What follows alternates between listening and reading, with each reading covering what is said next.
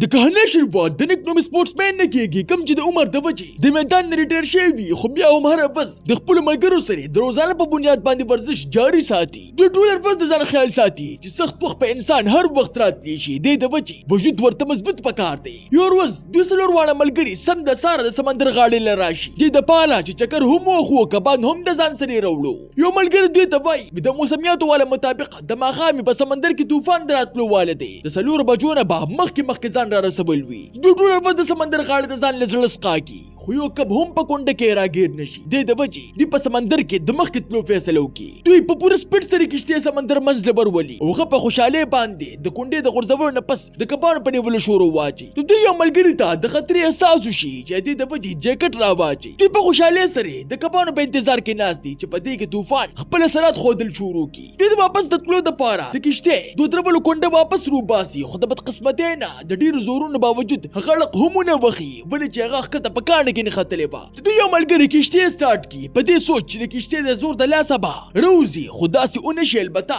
دومره غټه چپه ضرور راشي چې دوی کشتۍ ورټه کړي. دوی زر زر واپس د کشتۍ خواله ځان ورسوي خو اوس دوی داسې ګیر شوي که کونډه راخلاصه هم کړي کشتۍ د تلو قابله نه وه پاتې. دوی په شریکه باندې یو ملګري ته د پړې د کټ کولو دپاره ووایي خو هغه یې کټ نه کړی شي او کشتۍ هم رانیغه نه کړي. په انتظار کې دغلته کې داسې ورځې راشي چې رڼا ورځ په شپه کې بدله کړي. دوی ته اوس اندازه وشي چې څه کول وي په خپله به کول وي ګینې زموږ د مدد دپاره دلته که څوک هم د راتلو واله نه دي. دوی یو ملګری دوی ته وایي بې جیکټ راخلمه خو چې څنګه کشتۍ له ورنږدې شي ښه په اوبو کې په ډوبېدو شي چې باقي ملګري ورته وایي په دې سره به په ټوله کشتۍ کې اوبه ورشي او ډوبه به شي. خو هغه د منع کېدو واله نه وي. دغه دا سوچي په جیکټو خو به په څه ناسه طریقې سره ځان وباسو که نه او د دوی دپاره د جیکټو روباسلو سره د ایمرجنسي واله شرشرې هم راواخلي چې دوی یې ډېر وړقوي خو دوی په سمندر کې دومره لرې راغلي چې چا ورته هم پام نشي چې څه د وجې ملګري واپس د دن نه تلو فیصله وکړي او د شرشرې په رڼا باندې ټول ضروري سامان روباسي چې پکې موبایل هم وي خو د بدقسمتۍ نه هغه هیڅ د کار نه وي ولې چې هغلته کې سګنل یې نه وي. دوی سخت په غم کې ناست دي چې په دې وخت کې یوه داسې چپه راشي چې دوی ټول د دغه ځای نه اخوا کړي خو په خوشقسمتۍ سره ډېرې لرې ونه وني او په سناسه طریقې سره ټول واپس کشتۍ ته راټول شي. خو اصل مسله ایله اوس را شروع شي. دغلته کې دومره تیز باران شي چې دوی ته د ساه په اخیستو کې هم تکلیف شروع شي او یوه داسې چپه دغلته کې جوړه شي چې دوی ټول په ټوله په سمندر کې راډوب کړي. په دې سره د دوی حالت تر دې پورې خراب شي چې د یو ملګري دومره اوبه تېرې شي چې بېهوشۍ ته ورنږدې شي خو د هغه داسې ملګري چې په زورونو ترې اوبه روباسي. د دوی بل ملګري دوی ته وایي ما کور ته بوځې دلته کې څه کومه چې دې نه ملګري یې پوهه شي چې د یخنۍ د وجې دوی په بېهوشۍ کې دی. ملګري په دې حالت کې په لیدو سره دوی اخري شرشرې بله کړي کومه چې دوی اخري امید و. دا ځل دوی د خبرولو دپاره بره نه کړه بلکې دې دپاره چې د ملګري وجود هم په څه ناسه ګرم شي. خو دا حالت د ښه کېدو په ځای باندې تر دې پورې خراب شي چې لیدې شروع کړي او په مزه د دوی په غېږ کې ساه ورکړي. بل خوا د نیک ښځه پولیس ته په رنګونو شي چې زما خاوند درو ملګرو سره سمندر ته د کبانو نیولو دپاره تللی او لا تر اوسه پورې نه دی راغلی. په نمبر باندې مې رنګونه وکړل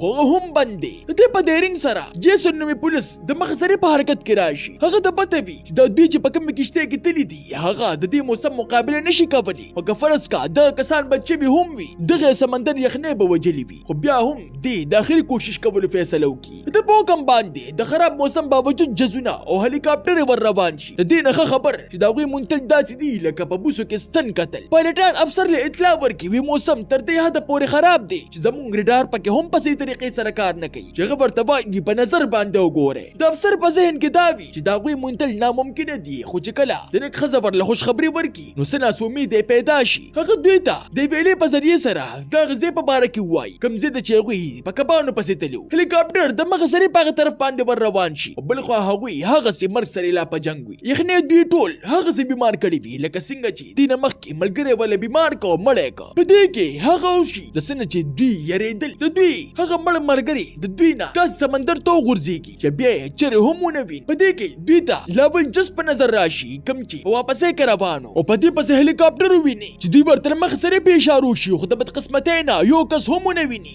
افسر سخت مایوسه شي خو بیا هم د مایوسۍ باوجود ټولو بیړو والا خبردار کړي چې خوا دې خوا خیال کوئ. په دې کې یو بله چپه راشي په دومره تیزۍ سره چې دوی په ځان پوهېږي په کشتۍ باندې صرف 2 کسان پاتې. هغوی دواړه چغې شروع کړې په اوبو کې خپې ښودلي ولې چې د ډېرې یخنۍ د وجې چې هغوی په ځان پوهیږي نه. په دې کې ناڅاپه د دوی کښتۍ پړقېدو شي چې ځان په سیټ تکولو سره پته ورته ولګي چې موږ د شارک کبانو په علاقه کې را داخل شو. لکه ملګري ته وایي چې موږ څومره خاموشه پاتې شو هغومره به بچ کیږو. چې ته په دې خبرو سره ملګری خاموشه شي. لکه ملګري له تسلي ورکولو دپاره ورته وایي یوازې ستا بچي نه دي زما هم دي چې ته مرې زه به در سره سر کې مرمه. خو بې رحمه سمندر دوی خبرو ته هم پرې نه ږدي او بیا چپېرا شروع شي. هغه د کښتۍ نه غورځي او دوی دواړه د زړه په زورونو باندې بیا کښتۍ له راځي چې په څه سره دوی ته اندازه وشي که دا سلسله همدغسې روانه وي نو موږ به د ډېر وخته پورې ژوندي پاتې نه شو. بل طرف ته نیک ښځه چې څنګه دا خبر د نیک مور پلار ته ووري هغوی د مخ سرې په تاڼه کې غوبل جوړ کړي چې افسر ورته وایي موږ خپل کار کوو لګیا وو. بل خوا د نیک او د ملګري دماغي حالات تر دې حده پورې خراب شي چې دواړه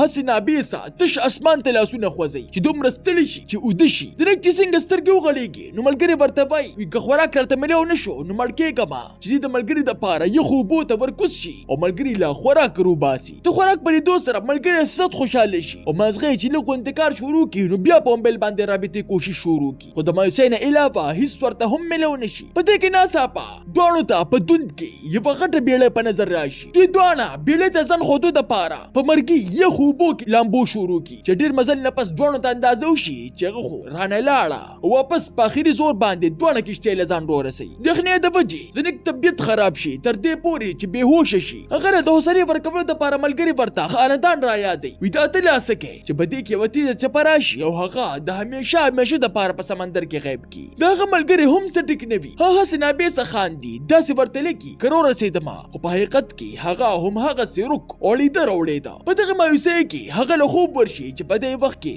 اخر د روسکي والی را معلوم کړي او په هلیکاپټر کې خپل کور ته بوځي. تاسو ته دا نانه کهاني څنګه ولګېده ما ته خپله قیمتي رایې په کمنټ کې ضرور راکړئ. ملاویږو په یو نوي ویډیو سره ما له راکړئ اجازت. بای بای.